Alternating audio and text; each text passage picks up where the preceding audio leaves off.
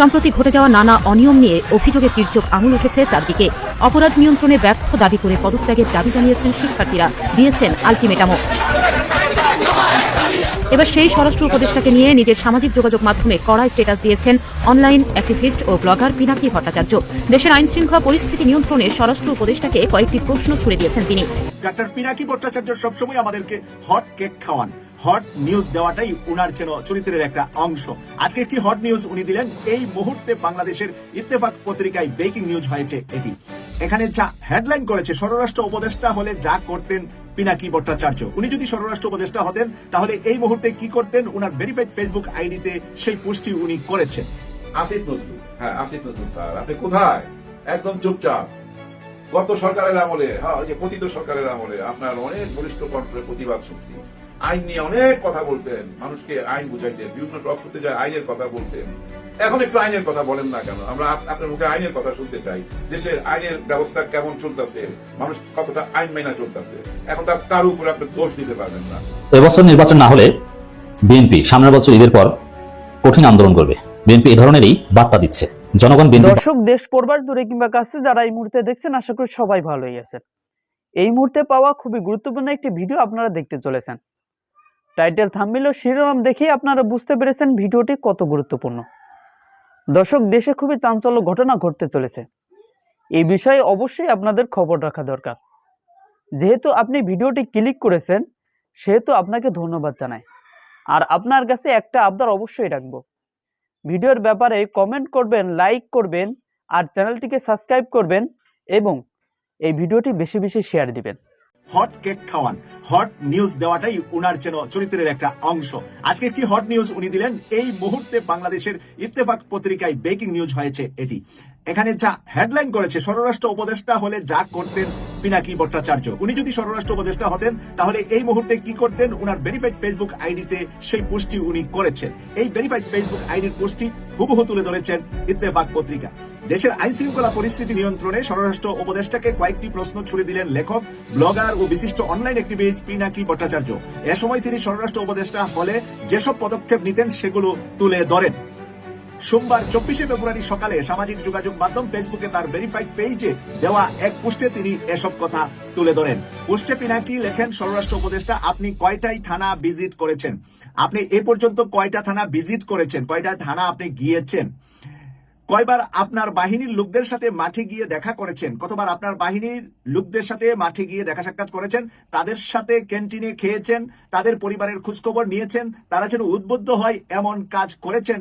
কথা বলেছেন? তাদের সাথে কি কথা বলেছেন? তারা উদ্বুদ্ধ হয়, তারা যেন আন্তরিক হয় কাজে, তাদের সাথে মাঠে গাছে যাওয়া, তাদের সাথে ক্যান্টিনে খাওয়া, তাদের সাথে একটা ভালোবাসা বিনিময় করা, পুলিশ বাহিনীকে উৎসাহিত করা, সেটা কয়বার করেছেন? উনি প্রশ্ন রেখেছেন।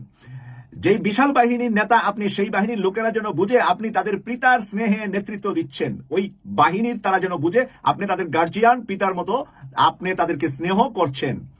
তাহলেই ওরা আপনার জন্য হাসতে হাসতে জীবনটা দিয়ে দিতে পারবে। যখন আপনি সেই ভালোবাসা দিতে পারবেন, তখন তারা হাসতে হাসতে আপনার জন্য প্রয়োজনে জীবন দিতে পারবে। আপনার কোনো পরিকল্পনা লাগবে না, কোনো প্রমোদনা দেওয়া লাগবে না। তারা নিজেরাই নিজের কাজটা সবচেয়ে ভালো করে করার চেষ্টা করবে, কারণ সে জানবে আপনি আন্তরিকভাবেই আপনার বাহিনীকে নিয়ে গর্ব করতে চান। প্রিয় দর্শক, চমৎকার কথাগুলা। কথাগুলা কবি সাহিত্যিকের ভাষায় উনি লিখেছেন। ভালোবাসাটার মূল্য কিন্তু $1,000,000 দিয়ে হয় না। ভালোবাসা স্বল্প একটি উপহার বা স্বল্প কথার ভিতরে আপনি মানুষকে ভালোবাসতে পারেন। তিনি লেখেন, গভীর রাতে প্রেস কনফারেন্স ডেকে আলগা কি সিরিয়াসনেস না দেখিয়ে রাতেই যদি নিজে টহল দল নিয়ে ঢাকার এলাকায় যেতেন, আজকেই পরিস্থিতি পাল্টে যেত। মানে রাত 3টার সময় স্বরাষ্ট্র উপদেষ্টা যে সাংবাদিক সম্মেলন করেছে, সেটা না করে সিরিয়াসনেস না দেখিয়ে বরঞ্চ একটা টহল দল নিয়ে উনি ঢাকার অলিতে গলিতে বের হলে তাহলে আজকেই চেহারা পাল্টিয়ে যেত। ডাক্তার পিনাকি ভট্টাচার্য ওনাকে পরামর্শ দিচ্ছেন। তিনি আরো লেখেন, আমি স্বরাষ্ট্র উপদেষ্টা হলে আজকেই গাড়ি ভর্তি করে খাবার আর পানীয় নিয়ে প্রত্যেক টহল দলের সাথে দেখা করতাম। মানে আমি যদি স্বরাষ্ট্র উপদেষ্টা হতাম ডাক্তার পিনাকি ভট্টাচার্য, তার মানে ডাক্তার পিনাকি ভট্টাচার্য স্বরাষ্ট্র উপদেষ্টা হওয়ার জন্য আগ্রহী। আর উনি যেহেতু আগ্রহী, আর বাংলাদেশের তরুণ সমাজ যেহেতু বলডোজার বাহিনী বের করতে পেরেছেন উনি, তাহলে বাংলাদেশের সন্ত্রাসী দমনের জন্য 1 উইক সময় লাগবে ডাক্তার পিনাকি ভট্টাচার্যের। এটা আমি চ্যালেঞ্জ করে বলছি আপনাদেরকে। আপনারা যারা আমার প্রিয় দর্শক আছেন, আমি তাদেরকে বলছি যে ডাক্তার পিনাকি ভট্টাচার্যের প্রতি আমার এরকম বিশ্বাস যে 1 সপ্তাহ সময় লাগবে বাংলাদেশে কোনো দলের কোনো গোত্রের কোনো বংশের লোক লাঠি ছুটা নিয়ে রাস্তায় বের হবে না। তারা এমনিতেই ওই তসবি আর টুপি মাথায় পরে ফেলবে, হাতে তসবি নিয়ে আল্লাহ আল্লাহ জপবে। সেই অবস্থায় জনগণকে ফিরিয়ে নিতে পারবে একমাত্র স্বরাষ্ট্র উপদেষ্টা ডাক্তার পিনাকি ভট্টাচার্য হলে। অন্য আরো অনেকে আছেন, হতে পারবেন। আমাদের সাংবাদিক ইলিয়াস ভাই ও তুকুর, ওই যে ছোট মরিচের ঝাল বেশি, সেটা কিন্তু সাংবাদিক ইলিয়াস ভাই। মানুষটা ছোট দেখতে শুনতে, কিন্তু ঝাল কিন্তু সাংঘাতিক। তাই ডক্টর পিনাকি ভট্টাচার্য বা ইলিয়াস ভাইয়ের মতন লোক বর্তমান সময়ে বাংলাদেশের উপদেষ্টা হওয়া, বিশেষ করে স্বরাষ্ট্র উপদেষ্টা হওয়া খুবই জরুরি। এখানে তিনি লিখেছেন, সারা রাত ঢাকার রাস্তায় চষে বেড়াতাম, নাগরিকদেরকে সাহস দিতাম, সকালে ফজরের নামাজের সময় একটা মসজিদের সামনে দাঁড়িয়ে থাকতাম, মুসল্লিদেরকে সালাম দিয়ে কৌশল বিনিময় জিজ্ঞাসা করতাম। আমাদেরকে কি উৎসাহ, কি অনুপ্রেরণা যোগাচ্ছে ডক্টর পিনাকি ভট্টাচার্য। দেখুন, যতদিন আইন শৃঙ্খলা ঠিক না হয় ততদিন এই কাজ করতাম। প্রত্যেকটা নাগরিক নিরাপদ বোধ না করলে আমি ঘুমাতে যেতাম না। প্রিয় দর্শক, এটাই দেশপ্রেমী নেতা। এভাবেই দেশপ্রেমী নেতা হওয়া লাগবে। আপনি যত দেশপ্রেমী হতে চান, প্র্যাকটিক্যাল হওয়া লাগবে। প্র্যাকটিক্যাল মানুষকে দেখাতে হবে। আমাদের স্বরাষ্ট্র উপদেষ্টাকে এরকম প্র্যাকটিক্যাল হওয়া লাগবে। নতুবা ডক্টর পিনাকি ভট্টাচার্যের মতো লোককে আমরা হাতে পায়ে ধরে নিয়ে আমরা স্বরাষ্ট্র উপদেষ্টা করতে হবে। আসিফ নজরুল, হ্যাঁ আসিফ নজরুল স্যার, আপনি কোথায়? একদম চুপচাপ। গত সরকারের আমলে, ওই যে পতিত সরকারের আমলে আপনার অনেক বলিষ্ঠ কণ্ঠের প্রতিবাদ শুনছি। আইন নিয়ে অনেক কথা বলতেন, মানুষকে আইন বুঝাইতেন, বিভিন্ন টক শোতে যায় আইনের কথা বলতেন। এখন একটু আইনের কথা বলেন না কেন? আমরা আপনার মুখে আইনের কথা শুনতে চাই। দেশের আইনের ব্যবস্থা কেমন চলতেছে, মানুষ কতটা আইন মাইনা চলতেছে, এখন তার কারো উপরে আপনি দোষ দিতে পারবেন না, কারণ আপনি তো দেশ চালাইতেছেন, আপনার লোকজনই দেশ চালাইতেছে। তো বর্তমানে আইন নিয়ে কিছু বাণী দেন, আমরা শুনতে চাই। অস্থির হয়ে গেলাম তো। কোন সত্য কথা তো কেউ বলে না, কোন দলই সত্যি কথা বলে না। তবে একজন বলছে, তাকে নিয়ে কথা বলতে হবে, আমার প্রিয় গায়ক আসিফ আকবর। আসিফ আকবর। আর বিএনপির যে কাহিনী শুনছি সারা দেশ থেকে, চাঁদাবাজি, দখল, মামলা করা, মানুষকে জিম্মি করা, এইভাবে যদি চলে তাহলে বিএনপিরও আওয়ামী লীগের পরিস্থিতি সময় লাগবে না। অলরেডি মানুষ বিরক্ত হয়ে যাচ্ছে। আমার মনে হয় দলের হাইকমান্ড ব্যবস্থা গ্রহণ করছেন, কতটুকু সঠিকভাবে করতে পারে সেটা দলের হাইকমান্ডকে বুঝতে হবে। যদি ভুল করে তাহলে এখনকার যে জেনারেশন বিনা চ্যালেঞ্জে কাউকে ছেড়ে দিবে না। সত্যি কথা কারো মুখে শুনি না। গত 6 মাস যাবৎ একজন সত্যিবাদী লোক খুঁজতেছিলাম, মানে যারা রাজনীতির সাথে জড়িত, কাউকে পাচ্ছিলাম না। আওয়ামী লীগের এত অপকর্ম শুধু বাংলাদেশের মানুষ বলে না, কিন্তু জাতিসংঘ থেকেও তদন্ত করে বলতেছে যে ওরা অপরাধী। কিন্তু একটা মানুষ পাইছেন এত বড় দলে, যে দল তারা দাবি করে দেশের অর্ধেক লোকই তাদের সাপোর্ট করে, কিন্তু দেশের অর্ধেক লোকের মধ্যে কি একজন লোক পাইছি আমরা যে সামনে এসে বলছে যে হ্যাঁ কথাগুলো ঠিক। আসলেই কিন্তু আমাদের অনেক ভুল হয়েছে, আমরা অনেক অপকর্ম করছি, ব্যাংক লুট তলাশ করছি, মানুষ গুম করছি, আয়না ঘর বানাইছি। কিছু একটা বলছে একজন মানুষও না, বলে নাই। আবার এখন দেখেন চারিদিকে একটা রব উঠে গেছে, চারিদিকে চাঁদাবাজ চাঁদাবাজ চাঁদাবাজ। হ্যাঁ, কোনো কিছু বাদ যাচ্ছে না, কোনো কিছু না। আমার একেবারে স্বচক্ষে দেখা, আমার বোনের একটা দোকান আছে, হ্যাঁ জায়গাটার নাম বললাম না, হার্ডওয়্যার ব্যবসা ওনার, হ্যাঁ অনেক পুরোনো ব্যবসা। তো তার সামনেই কিন্তু একটা টেম্পো স্ট্যান্ড, ওইটা দখল নিয়ে কিছু কথা তার কাছে শুনলাম। কিছু কথা তার কাছে শুনলাম, যা মানুষের কাছে শুনতাম, যা ফেসবুকে দেখতাম, তার চেয়ে ভয়াবহ। দল একটা না তো, দল 3-4টা হয়ে গেছে।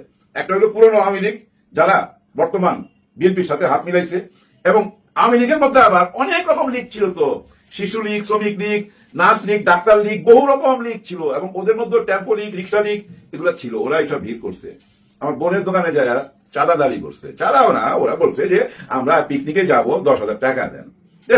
না দিয়া পারে নাই, 5,000 টাকা দিতে বাধ্য হয়েছে।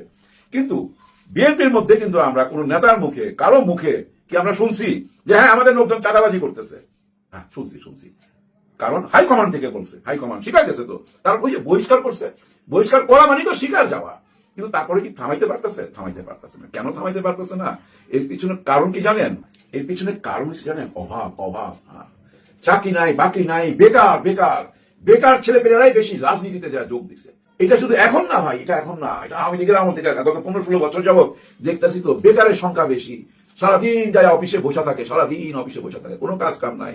অফিস থেকে 10-12 জন করে এদিকে পাঠায়, ওদিকে পাঠায়, ওদের কাজ টাজ করে, বুঝিনি তো, অনেক রকম কাজ থাকে, কিন্তু অনেক রকম কাজ। অমুক জায়গায় অমুকের টাকা পাবে, দিতেছে না, আমগুলো যা 12 জন চলে যায় ওখানে যে ওই টাকাটা আদায় করে আয়, এই ধরনের। ওইটা বলবে না যে পুলিশকে জানা, পুলিশ নিয়ে যাও ওইখানে, ওইটা বলবে না। নিজেরাই বিচার করে ফেলাইব। এগুলো দেখে আসতেছি, কেউ সত্যি কথা বলে না, কিন্তু আছে সত্যিবাদী আছে। আমার খুব পছন্দের একজন মানুষ উনি, আসিফ আকবর। হ্যাঁ, পুরুষ কণ্ঠ, ছেলে হলেই কিন্তু পুরুষ কণ্ঠ হয় না। আসিফ আকবরের কণ্ঠ পুরুষ কণ্ঠ, সত্যি কথা বলছে, চরম সত্যি কথা। যে চারিদিকে যে কাহিনী শুনতেছি বিএনপির, এটা ভালো না, ভালো না। উনি বলছে এই জেনারেশন মেনে নিবে না। দেখেন ওনার এই কথাগুলো নিশ্চয়ই হাইকমান্ডের কানে যাবে, হাইকমান্ডের কানে যাবে। উনি নিশ্চয়ই একটা ব্যবস্থা নিবে, কঠিন ব্যবস্থা নিবে। এই সত্যটা তারা যদি ধামাচাপা দিতে চায় ভুল করবে, বরঞ্চ এই সত্যটাকে সামনে তুই দেয় না, এদের বিচারের ব্যবস্থা কইরা দলটাকে গুছাইতে হবে। এত বড় একটা দল, এত গুছানো, হায় হায় হায়। গত 15-16 বছর আপনারা তো ভিতরে দলটা গুছাইতে পারতেন, কিচ্ছু করেন নাই। দেখেন না জামাত ইসলাম কি সুন্দরভাবে দল গুছাই ফেলছে। আবার ওই যে শিবির, দেখেন ওইখানে কোনো বেকার লোক আছে? কোনো বেকার লোক পাবেন না, প্রত্যেকটা ছেলে শিক্ষিত। আপনারা তো জানেন যে জামাতে একবার ঢুকা যায় ও মৃত্যুর আগ পর্যন্ত আর বাইরে হইতে পারে না, একদম না, ইউটার্ন নিতে পারবে না, ওইখানেই থেকে যাবে।